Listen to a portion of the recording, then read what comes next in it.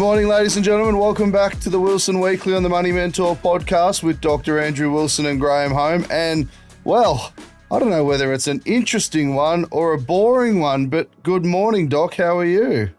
Yes, I think it's interesting, Graham, and I'm well, and I hope you're well too. I'm sure you are. Very well. We're well into February, as we always sort of check on what time of the year it is at the beginning of our podcast, but it's just zooming into February, and before we know it, it'll be Easter or something like that. And, well, the hot cross buns are already out, put it that way.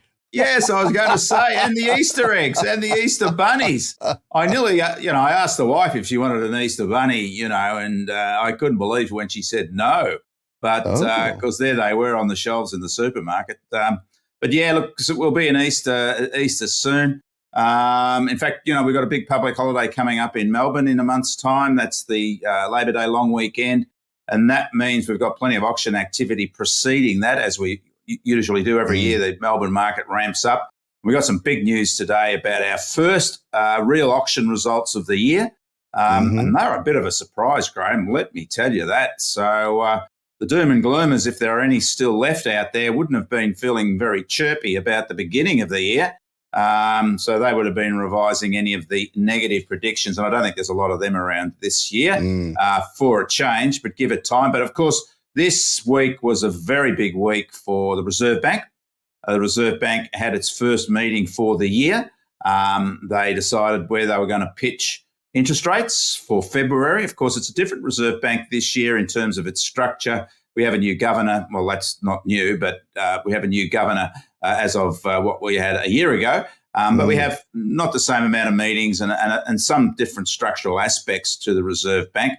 And even though, look, it was widely predicted, and we'll discuss that, I guess we'll get into that straight away, even though it was widely predicted that rates would remain on hold, I thought it was interesting when we looked at the commentary from the Reserve Bank, Graham, in relation to their what they bring out with their decision, that we'll get the full minutes in 2 weeks' time from the meeting. But just their spiel in relation to their decision making, I think was quite interesting, what they suggested. And I think last week we were discussing some more of those silly headlines that have been floating around regarding the prospect of interest rate cuts this year.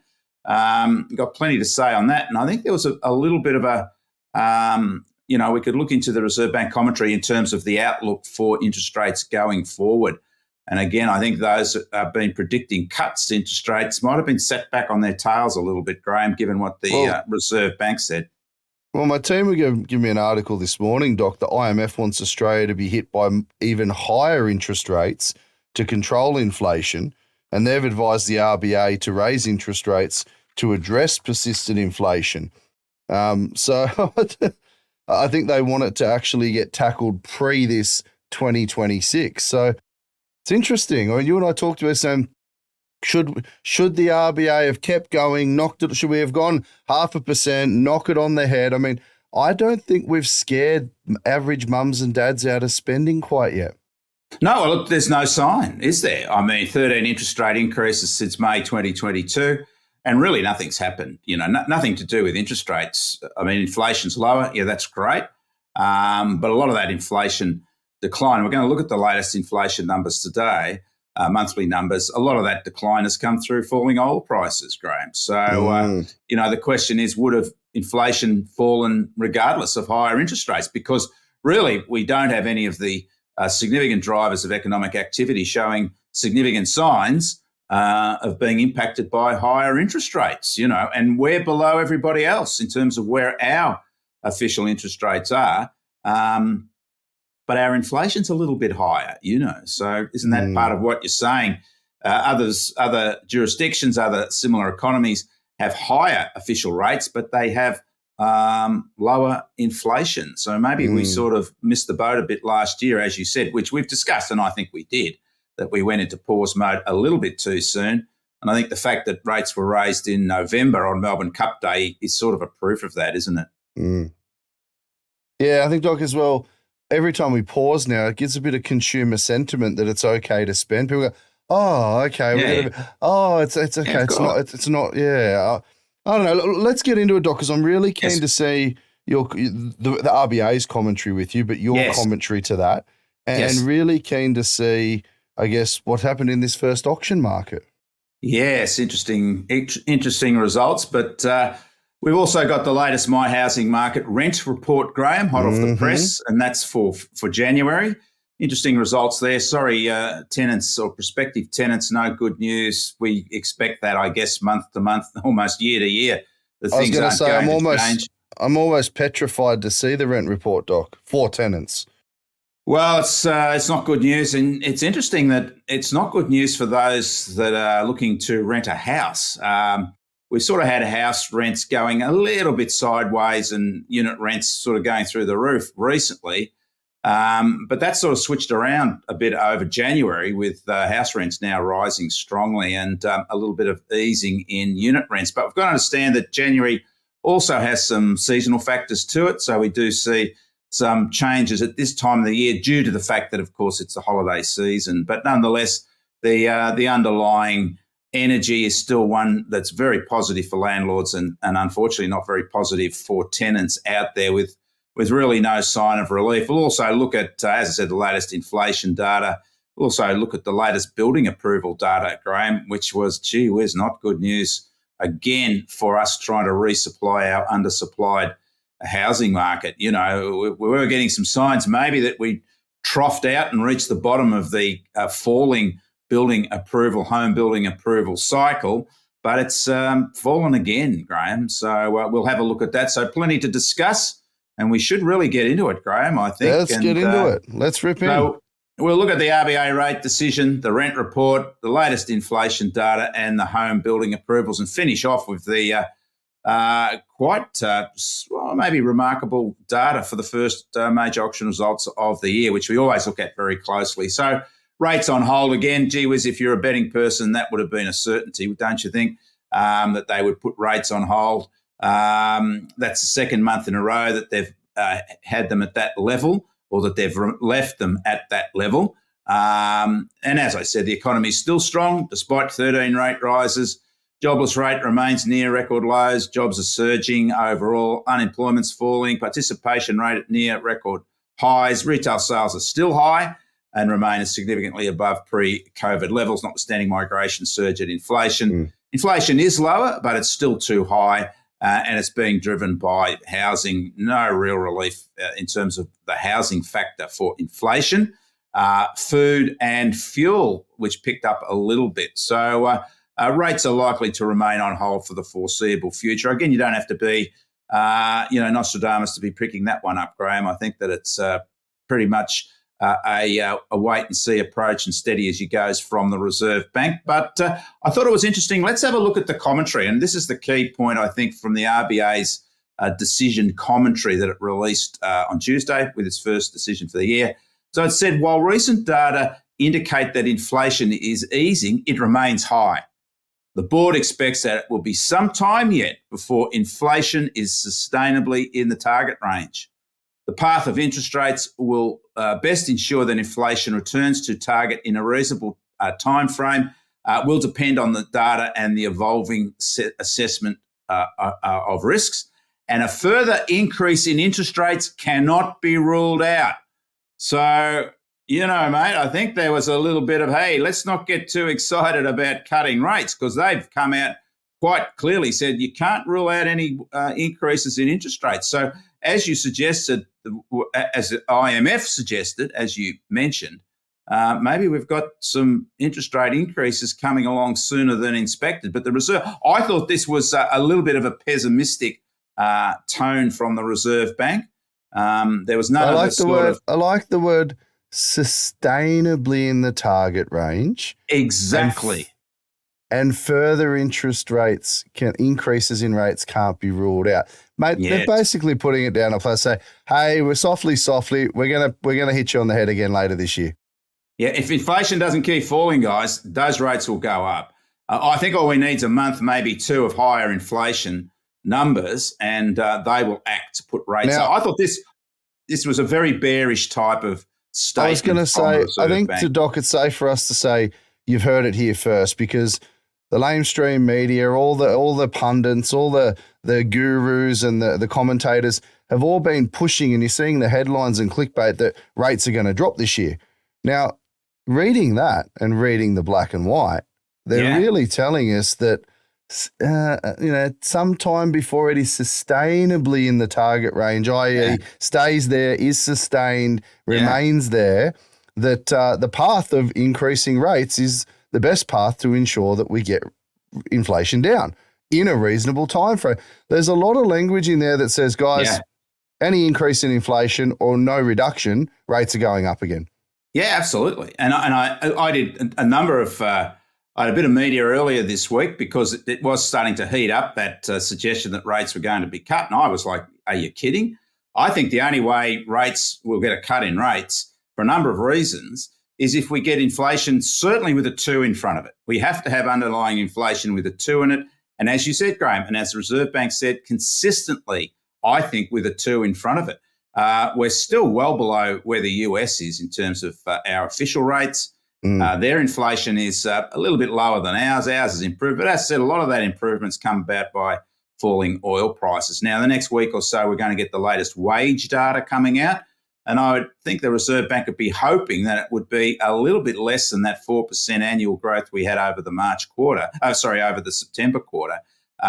Because if our wages are still rising strongly, then that's not good news for inflation because, people just like you said, suggested that if rates are on hold again, people go, oh, yeah, this is pretty cool.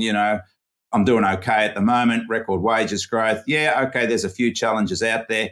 But with rates on hold and wages still rising, if they do rise at those record levels again, then, it's just an encouragement to go out there and spend, and it just means putting upward pressure, theoretically at least, on inflation going forward. But we have to watch that oil price. So I do think it was important to look at that statement from the Reserve Bank, Graham, because I think it clearly says, hey, Kev, just be very wary here. We're not done yet.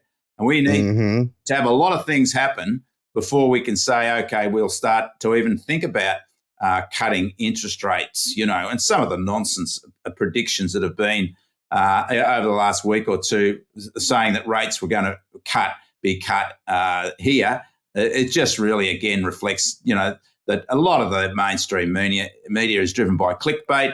And a lot of these so-called experts who predict these things have other agendas, and they don't care if they're proven wrong as long as those agendas are met. And just to finish off on that, we spoke about there's been a lot of discussion in America about the rates being cut there. And 100% likelihood. 100%. Yeah, the market and the rate watch mechanisms all said back in, I think it was November, that there was 100% chance that there would be a rate cut in March, the March meeting of the Federal Reserve in America. You know what that is now? It's zero. But I reckon 100% is 100%. You can't move away in any argument to say, well, you said 100%.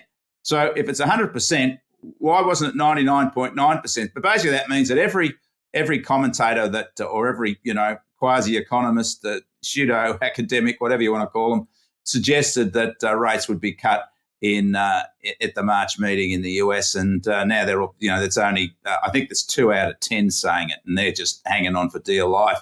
And even those are now a May cut is now only at around about 70%. So even the ones talking about May as being a cut, the first cut, are now starting to waver. That's still a very, very strong US economy, and I think the federal the chairman of the Fed really gets himself into some hot water, because it's almost as though he can't resist pandering to the questions of when rates will cut. Instead of giving no forward guidance, why do you need to give forward guidance? It is what it is. There's always this, I think we might have 2 or 3 cuts, and but it will depend on the data. Well, if it's going to depend on the data, don't make a forecast until you get the data, right? It is what it is. It's just silly speculation. And it's pandering to the financial markets, because they don't care if, they say, it's a 100% chance we're going to have a rate cut, because all the punters out there will go, oh, great, we're going to take a position on falling rates through a number of mechanisms. And when that doesn't happen, the money market doesn't care, because those people who took a position on falling rates lose money, mate. So, Mhm. it's all a bit of a game. It's just a bookmaker's gambit in a lot of respects, trying to promote, the favourite. And then the favourite doesn't get up. And guess what? The bookmakers say, oh, gee, that's too bad. And they're laughing all the way to the bank. So, as I said, we've got to be very careful. And look, that's what we try to do here, of course. And that is to give a realistic assessment of not just the housing market, but the economy, which, of course, is the key behind the housing market. So there's the current cycle for interest rates. We've flattened out, still below where we were at the previous peak of the cycle back in 2012. And I think, as you know, we're likely to see rates remain on hold, but it is in the lap of the gods in terms of the data coming through. But don't be surprised, as the Reserve Bank has certainly indicated, with no forward guidance about cuts, they've said that they are quite happy to raise interest rates again. So, look out for that one going forward. So inflation, of course, is an important driver of the Reserve Bank's decision. We had another good month with the monthly December data coming out a week ago, down from 4.3 to 3.4% headline inflation. That's a big fall, Graham. And that followed a fall from 4.9 to 4.3% the previous month. Underlying inflation is now down to 4%. The big contributors were... It's a solid drop, Doc. It's a solid drop. Yeah, absolutely. The contributors were housing up 5%, food up 4%. Fuel actually picked up a little bit over the month, up by 5.3%. But that was up from what was a very significant fall the previous month, down by 2.3%. We need to, really watch the fuel numbers going forward. They have looked like they were starting to pick up again, price of oil. So that's a danger signal for higher inflation. But look, we're at 4% now. The target range is 2 to 3%, Graham. So we're certainly heading in the right direction. But as the Reserve Bank said, don't let off the skyrockets yet, because we need to see a sustainable result within the target range, which is 2 to 3%. So we need, something with a 2 in front of it, I believe, before we'd even start to think about cutting interest rates. But we'll see how it pans out as the inflation numbers come through. So there's the inflation rate. As you said, Graham, it's come down quite significantly. The peak of the underlying inflation a year ago was 7.2%. It's now down to 4%. But we've gone a long way to go, as you can see, to get back to those pre-COVID levels of 2 to 3%. So fingers crossed, we're heading in the right direction. I don't want to be, a doomsayer at any level here, but let's not celebrate too soon. And as I said, I think the tone from the Reserve Bank on Tuesday was certainly a little bit like take a cold shower, those that are predicting lower rates, because they're still concerned that inflation's not beaten and are still promoting the fact that we may need to raise interest rates again. And that's that relationship between the oil price and inflation. You can see clearly on that chart that oil and inflation tracked each other. It's a little out of sync because it doesn't automatically adjust in the same time period. But when you look at the peak to trough changes in the price of oil and inflation, they've both fallen by around about 40% since their peak. So that's obviously a very strong relationship. Now, we discussed rents, Graham. Here's the bad news, I'm afraid, in terms of the housing market and tenants. Tight rental markets continued into 2024. More extraordinarily tight results.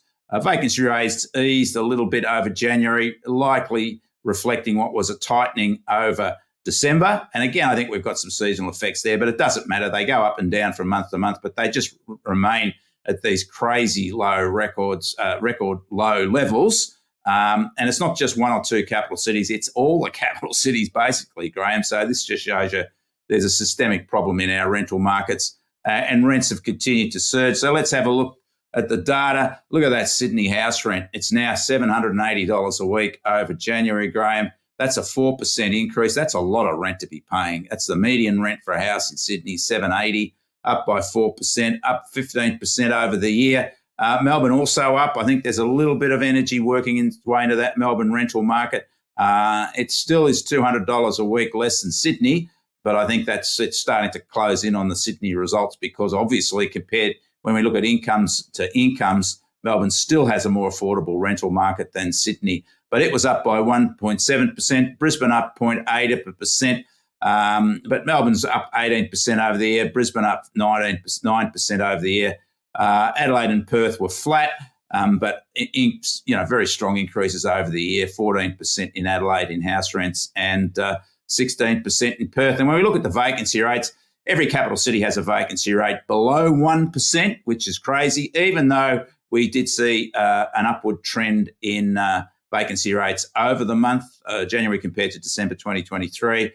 These are still just, unbelievably low vacancy rates. Only Canberra is bucking the trend, and it's got a 1.1% vacancy rate, which is still very, very low. But to see that all below 1%, Graham, is just something we've never really seen before. And the consistency, yeah. So no wonder rents are rising. If we look at units, not quite the same energy in units. Sydney units actually eased a bit, down by 9.6% to $735 a week, still up by nearly 20% a year. Melbourne rents, similar to houses, up by 3.2%. There is a lot of demand rising now for Melbourne unit rents. And you can see the differential between Melbourne unit rents and Sydney unit rents is not as wide as it is for houses. So Melbourne's really in catch-up mode there, up by 22% over the year. Can you believe we're actually saying that rents increased by 22%? I'm sure a lot of tenants out there would be nodding their heads thinking, yeah, we know that's what's happening and it's not good news. Brisbane East a little bit down by 0.8%, still up 25% over the year. Adelaide up nearly 4%. It has had a 10% increase in unit rents over the year, and Perth down 1.7%. Adelaide and Perth are smaller unit markets for rentals, Graham, so they tend to have more volatile results. Vacancy rates are a little higher there for units than they are for houses, with the big capital cities all over 1%, well, Brisbane at 1%, Sydney 1.1% and Melbourne 1.4%. There was a rise in those vacancy rates over January. And as I said, I think there's some seasonal factors there operating with more demand coming into the market. But nonetheless, we're talking what we would be saying a couple of years ago, these are crazy low vacancy rates, 1%, 1.4%, knowing that 2% is the sort of benchmark for an equilibrium, rental market. Above 2% vacancy rates, we typically see rents falling. Below 2%, we see rents rising. And we're nowhere near 2% there really anywhere, except for that volatile Darwin market, which has a 1.9% vacancy rate. So, look, even though vacancy rates are certainly higher than for units than houses, there's still no really good news there for tenants in terms of the availability of property. So, no, more tough results in January. Still near record low vacancy rates, upward pressure, particularly on rents for houses. And we're certainly unlikely to see any sustained relief with new home buildings, particularly if we look at that as the supply line remaining chronically recessed. And those policies, particularly the ones to reduce migration, are unlikely to have a significant effect on vacancy rates or rental changes. But unfortunately, changes to migration, particularly student migration, which has been planned by the federal government, I'm not sure would be terribly welcome by the university sector, which is a very significant part of Australia's economy. So home building approvals, which I alluded to before, over December fell. We had two nice rises. Yeah, we had two reasonable rises in building approvals in October and November. So it was like, hey, here we go. Maybe it's starting to flatten out. Maybe we've found the bottom of the cycle, and from here we'll start to grow. Well, I'm sorry about that. Building approvals down by 10.6% over December, big fall. A lot of it, of course, was units, which do tend to come and go because they're a volatile element. Big developments, big unit developments can come and go month to month, and that can bring the numbers up or down accordingly. But units were down 25.3%, which is a massive fall, and houses were also down 0.5%. Queensland was the best result with dwelling approvals up by 8.2%, but annual growth levels remain chronically recessed. And even though the quarterly trend looked to be steadying, just a quick look, you can see the trend looked to be just finding a floor, but starting to fall again. National home building down across the board. for houses, units, and the total, not just for the month, but for the year to date and the full year.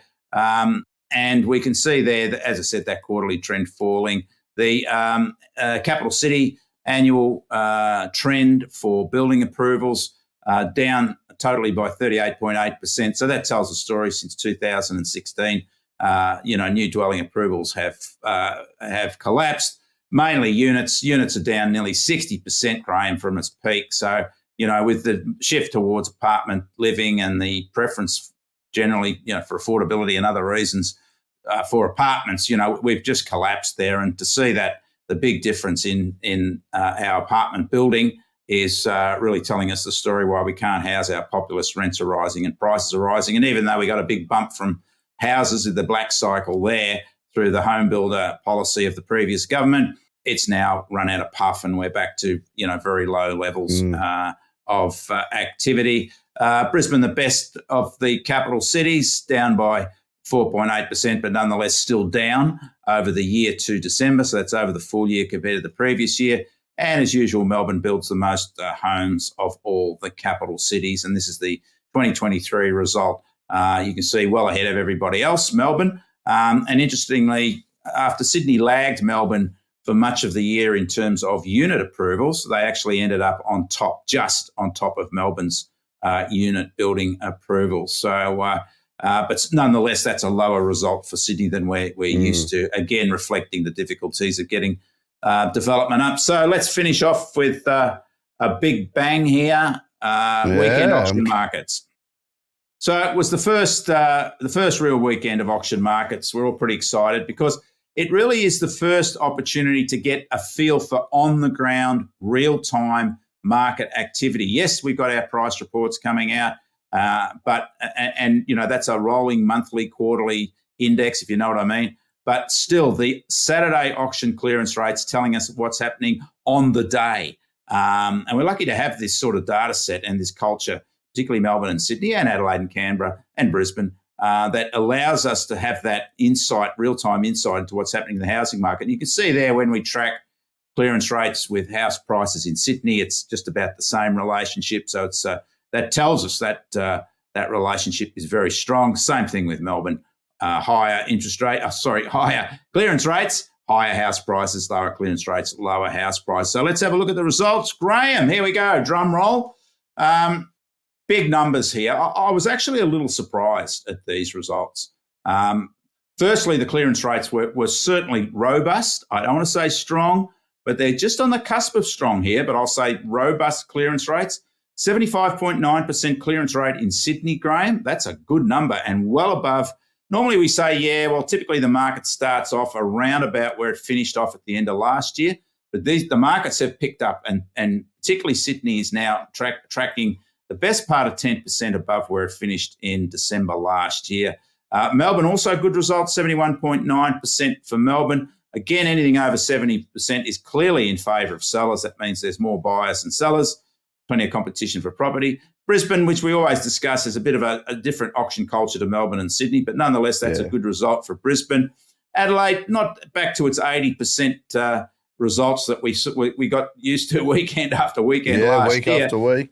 Yeah, still strong result. And Canberra, it's just middling a little bit still, that Canberra market, which I still think has some upside potential for growth this year after being in the doldrums last year. But Graham, and when we compare the results of clearance rates to last year, they're all generally higher than where they were last year over the same weekend. And of course, that's when we were really starting to bounce back.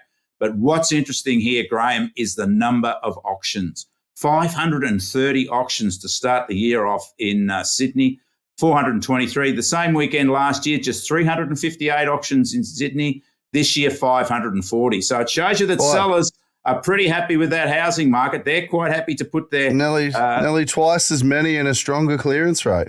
And a stronger clearance rate. So does it get better than that? And this is the first weekend of the year, Graham.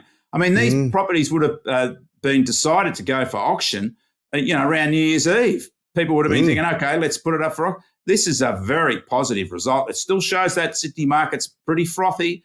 It's still got obviously some upside to it. Similarly, Melbourne, its auction numbers about 100 more than a year ago, 423 auctions. and a higher clearance rate as well. So, yeah, Melbourne just also started off. But the other capitals were the same. Brisbane, 94 auctions versus 64 last year, 102 in Adelaide versus 89. And Canberra, look, a really big weekend for Canberra, 107 auctions. They also had 109 the same weekend last year. So maybe that was a little bit, lots of stock there in Canberra, a little bit of the reason for that reasonably subdued clearance rate, certainly compared to the others. These are very good results, Graham. This is the first weekend. We need some more results coming forward. The Melbourne market, as I mentioned before, will start to pick up quickly now because we have the first Super Saturday of the year in Melbourne in 3 weekends' time, because that's the weekend before the Labor Day public holiday, which is the first weekend in March. So that market will be tested very soon with big numbers of auctions typically. But I don't think, from a seller's point of view anyway, the market could have started out even more positively given where it finished last year. This is a really positive step going forward for the auction market. As I said, we need to work through the next few weekends to see if it can be consolidated. But certainly so far so good, Graham. And you can see there when we look at the trends for Sydney, the monthly trends well above the month February last year, and certainly above the spring selling season numbers. Same deal for Melbourne.